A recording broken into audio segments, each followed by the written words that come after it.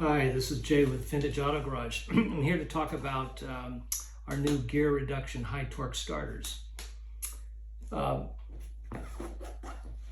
over the last couple of years, we've been developing these high torque starters for most of the American classic cars, for just about every make, model, year. If you have a car or truck that we don't have a starter pre-built for, we can custom build them. And I'll get into a little bit about the things that we'll need from you to be able to custom build a starter. All right, so the starter is very simple. It weighs 9-10 pounds, has a gear here. The reason we call it a gear reduction starter is because the motor drives this gear reduction, these gears here, that drives the pinion gear. And that pinion gear is pushed out through the solenoid here, okay? So it's got a built-in solenoid. So it does not require any external solenoid like the old starters did, okay? So it's all contained. To connect this up is really simple. Once you have it installed, there's a large terminal here, and that's the plus side of the battery, okay? Goes on here. And the small terminal is coming down from your key switch, your start position of the key switch, okay? Just two. It's grounded through the engine block and back to the negative side of the battery. So you have to make sure you have good grounds, make sure that the surface where you're mounting this when you pull the old starter out is clean, it doesn't have a bunch of paint on it, because it's gonna ground through that surface, okay? If you don't have a good ground, your starter's not gonna work right, okay? So the way this is constructed allows us to clock these starters in various positions. So when we build them, like for this for a Chevrolet, we just know through experience how it probably should be clocked, and we ship it that way. However, every car is different. You may have linkage in the way, you might have exhaust pipes, you might have there's a lot of different things that can interfere with the starter. And some of it's tight. So some of the cars are tighter than others, right? So these starters have the ability to be able to clock that starter for clearance, okay? And it's really simple. There's a set of Allen screws here. You just take these Allen screws out, and you can clock this, in this case, 10 different positions, right? So you can take it out, you should mark it where you start, okay? And then you can clock this in these different positions. I'll take it off so you can see it. So you can see there's 10 different holes, and you can just go ahead and clock that. And so you make sure that you've got the clearance you need. Don't worry about if it has to be upside down or sideways. It doesn't matter. The starter doesn't care where it is. There is a little vent here, a little rubber vent. Doesn't matter if it's up, down, sideways. Doesn't matter, okay? So then once you find the right clocking, then just simply put your Allen screws back in, tighten it back up, install it in your engine. Again, oblong holes here, so it makes it easy to mount up, okay? And connect up the electrical, and you're ready to go. All right, so let me talk a little bit about shimming. And a lot of people talk about, so do I need to re-shim these starters?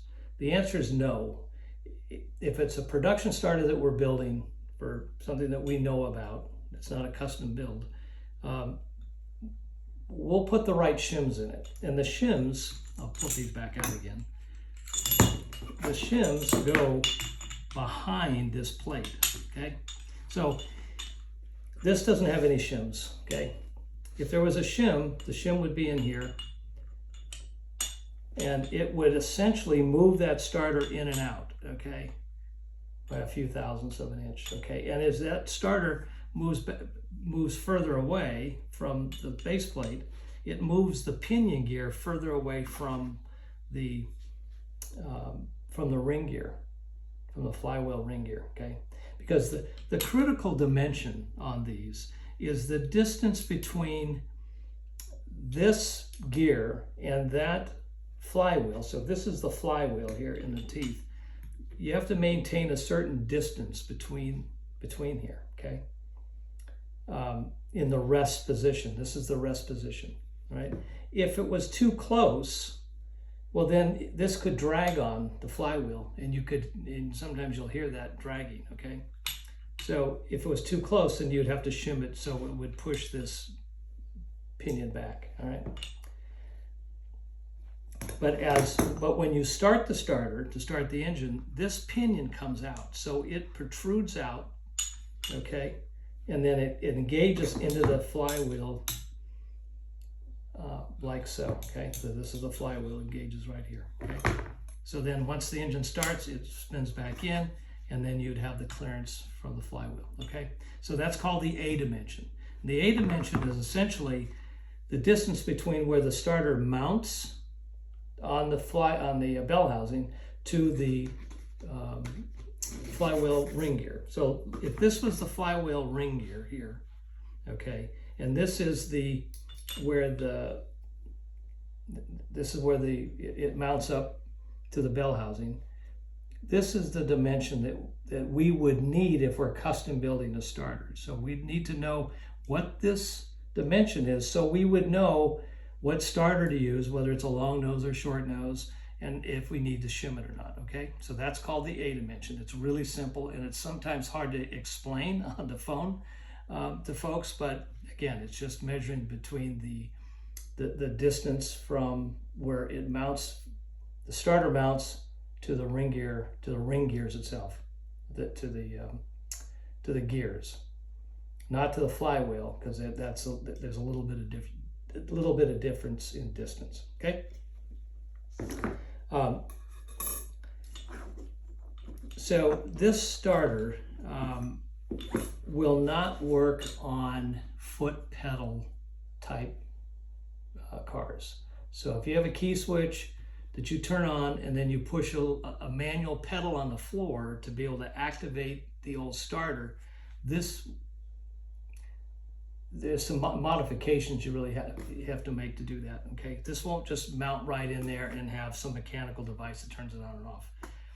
The starter will fit fine, not an issue with that. So if you're gonna replace it with, and you wanna have a electric start where you're not pushing that pedal down, you just order the starter and then you order a key switch kit. And the key switch kit is really simple. It's just a new key switch that's got a run accessory and a start. It's like a modern car, okay? Comes with this set of wires. The big wire goes on the big terminal, so this provides your battery voltage, okay? Because this is where your 12-volt battery plus goes. And then here's your start connector. These connectors are already put on the wire, okay? So you have that set to go. Fish this up to the firewall. You connect it to your key switch kit, and it comes with a little set of ring connectors here that when you cut the wire, you swedge it on there, and you are set to go, all right? So this is called a WKS1. Only need it if you're going to this new starter and you have a foot pedal start. Okay. If you have a push button on your dash, so you turn the key switch on and then you push a button, typically they were over on the left hand side, and then that engages your starter, all right? So you don't need to have any other solenoids, as I mentioned, because the solenoid is right here, all right? So to make that work, we've come up with a little diagram, and this is on our site.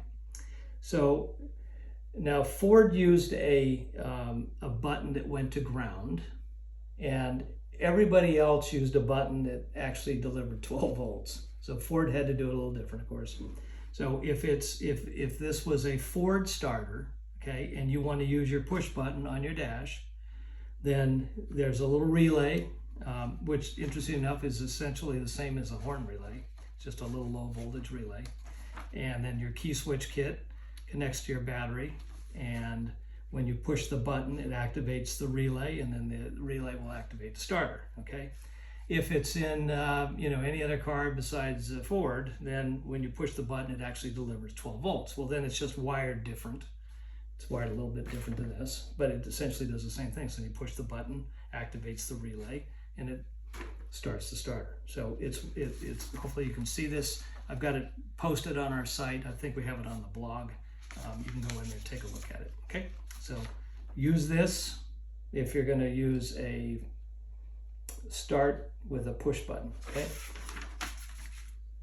The starters all come with a set of instructions. Talks a little bit about the A dimension, talks a little bit about making sure that it's grounded.